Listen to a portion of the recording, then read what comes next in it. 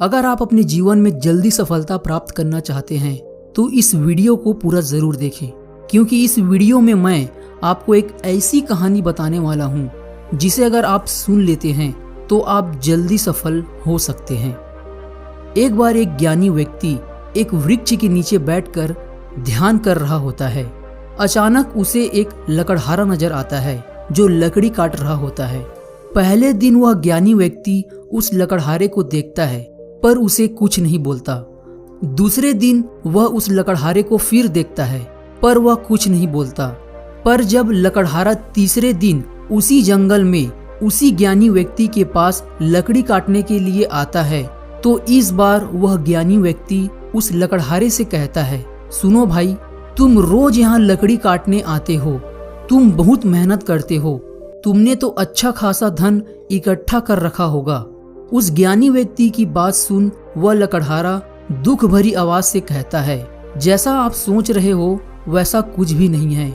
इन लकड़ियों से मुझे बहुत कम कमाई होती है, जिसके कारण घर का खर्चा ही बड़ी मुश्किल से चल पाता है। लकड़हारे की बात सुन वह ज्ञानी व्यक्ति उस लकड़हारे से कहता है, तुम यहाँ से कुछ आगे क्यों नहीं जाते? आगे जंगल में चंदन के वृक्ष है। क्या तुम नहीं जानते कि चंदन की लकड़ियाँ बहुत महंगी बिकती है? ज्ञानी व्यक्ति की बात सुन वह लकड़हारा रुकता है और मन ही मन सोचता है कि यह व्यक्ति झूठ बोल रहा है, क्योंकि अगर आगे कहीं चंदन के वृक्ष होते तो यह यहाँ इस वृक्ष के नीचे क्यों बैठता, उन लकड़ियों को बेचकर धन कमा लेता। फिर वह सोचता है क्यों ना एक बार जाकर देख लिया जाए, क्या पता यह सच कह रहा हो। उस ज्ञानी व्यक्ति की बात पर विश्वास कर वह व्यक्ति उस जंगल में आगे जाता है और जो वह देखता है उसे देखने के बाद उसकी सारी बात समझ आ जाती है। वह सोचता था कि जंगल के बारे में उससे ज्यादा कोई नहीं जानता, पर अपनी चारों तरफ चंदन के वृक्ष देख उसकी यह गलतफहमी दूर हो जाती है। वह वापस उस ज्ञानी व्यक्ति के पास जाता है और कहता है, मैंने आपको गलत समझा, मुझे माफ कर दीजिए। मैं सोच रहा था कि आप झूठ बोल रहे हो, परंतु वहाँ तो सच में चंदन के बहुत सारे वृक्ष हैं। लकड़हारे की बात सुन वह ज्ञानी व्यक्ति उस लकड़हारे से कहता है, तुम्हें क्षमा मांगने की कोई जरूरत नहीं है, क्योंकि मैंने तो तुम्हें वह बताया जो तुम नहीं जानते थे। अब वह लकड़हारा जलाने वाली लकड़ी छोड़कर चंदन की लकड़ी काटकर बेचना शुरू कर देता है। वह एक बार लकड़ी काटकर ले जाता और बेच देता। उसके बाद वह 3-4 दिन आराम से बैठकर खाता। कई महीनों तक ऐसा ही चलता रहा। फिर एक दिन अचानक वह उस ज्ञानी व्यक्ति को मिलता है। ज्ञानी व्यक्ति उस लकड़हारे से कहते हैं, क्या तुम अभी तक चंदन की लकड़ियों को ही बेचकर धन कमा रहे हो? वह लकड़हारा कहता है, हाँ, मैं अभी तक चंदन की लकड़ियां ही बेच रहा हूँ। फिर ज्ञानी व्यक्ति कहता है, अरे भाई, वहां से आगे बढ़ो, आगे चांदी की खदानें हैं, लकड़ियां काटना छोड़ो। अगर एक दिन चांदी ले जाओगे तो 2-3 महीने तक बैठकर आराम से खाओगे।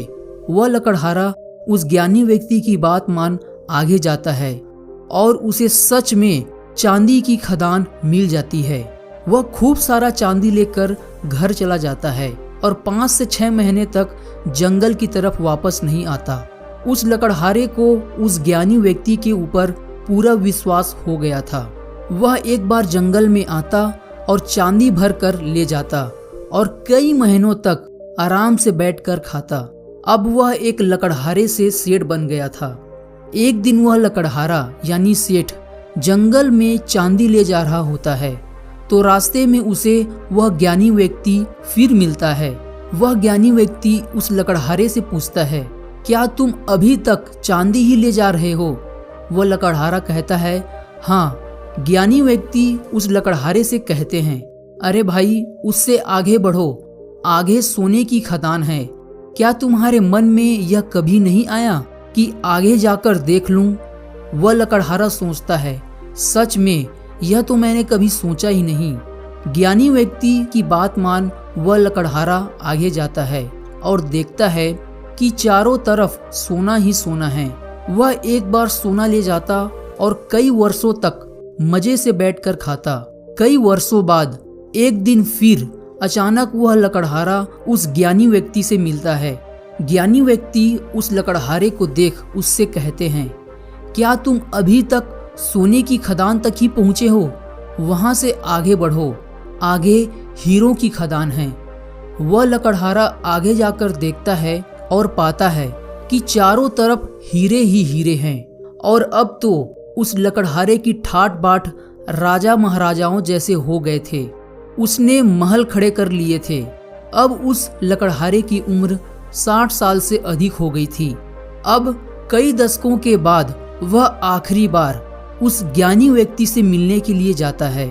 वह लकड़हारा ज्ञानी व्यक्ति के पास पहुंचता है और हाथ जोड़कर ज्ञानी व्यक्ति को धन्यवाद करता है और कहता है, अगर आपने मेरा समय समय पर मार्गदर्शन नहीं किया होता तो मैं अभी भी उस जलाऊ लकड़ी को ही काट कर अपना जीवन व्यापन कर रहा होता और आज भी उस गरीबी भरे जीवन को ही जी रहा होता। उस लकड़हारे ने उस ज्ञानी व्यक्ति को अंतिम बार प्रणाम किया और वहां से चला गया। तो दोस्तों, इस कहानी से हमें यही शिक्षा मिलती है कि हमारे जीवन में एक ऐसे गुरु की आवश्यकता अवश्य होती है जो समय समय पर हमारा मार्गदर्शन करे और हमें यह बताए कि हम जो कर रहे हैं वह सही है या नहीं। क्योंकि अगर हमारे जीवन में मार्गदर्शन करने वाला कोई नहीं होगा तो हम वहां तक कभी नहीं पहुंच पाएंगे जहां तक हम पहुंच सकते थे। इसलिए हमारे जीवन में एक सही मार्गदर्शक का होना बहुत आवश्यक है। वीडियो पसंद आई हो तो वीडियो को शेयर करना ना भूलें। धन्यवाद।